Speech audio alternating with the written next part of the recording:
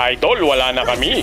Yan na nga sinasabi ko sa iyo, puro ka kasi pag-ibig. Lahat na yata ng payo nasabi ko na pero hindi ka rin nakinig. Ngayon, ito na yung payo na dapat sundin mo. Mag-ML ka na lang, alam mo kung bakit?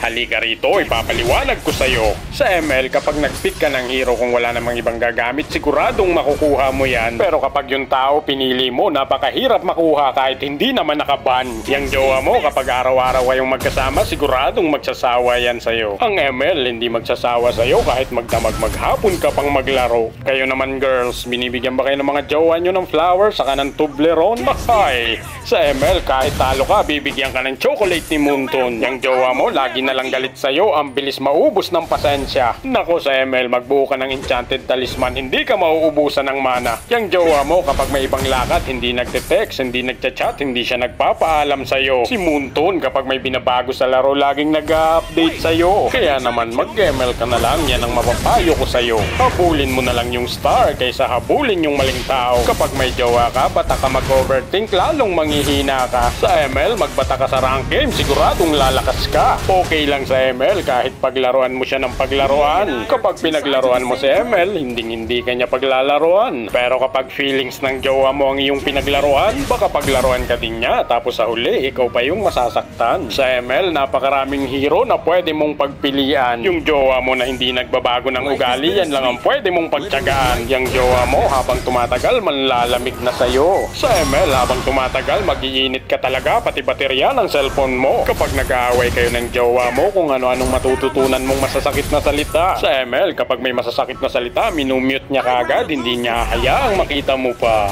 Kapag si jowa mo may bagong kakilala, hindi niya agad pinapaalam sa'yo. Si ML, kapag may bagong hero, kahit hindi pa yan inilalabas, ipapakilala niya agad sa'yo. Sinasabi ko sa'yo, si jowa, magagalit yan kapag iba-iba ang iyong kasama. Siyempre sa ML, hindi magagalit kahit ang ginagamit mong hero iba-iba. Magagalit talaga yan, lalo na kung may ibang tao kang paborito. Pero pag may ibang hero kang paborito, hindi magagalit ang main hero mo. Kaya naman habang maaga pa, mag-isip-isip ka na kung anong dapat mong gawin. Mag-ML ka ba o magjojowa ka pa rin? Kapag nagloko yung jowa mo, hindi ka makapagsumbong kahit sa nanay niya, ang hirap sabihin. Kapag nagloko yung kakampi mo sa ML, report mo agad, intentional feeding. Kapag sinugatan niya yung puso mo, ang hirap pagalingin. Kapag sugatan ka sa ML, tawagin mo si Estes. Healing galing. Sinasabi ko naman sa'yo, tama ko. Pag nagkamali ka, malamang magbe-break kayo. Pero sa ML, kahit ilang beses kang magkamali, hindi makikipag-break sa'yo. Pero meron akong babala na hindi mo dapat ginagawa. Kapag nag-cheat ka sa kanya, tapos nag-cheat ka rin sa ML, aba, wala na akong magagawa. Diba? Napakasakit isipin, kailangan mo siya pero hindi ka na mahalaga sa kanya. Pero ang ML, hindi siya mahalaga pero kailangan mo siya. Victory, baby!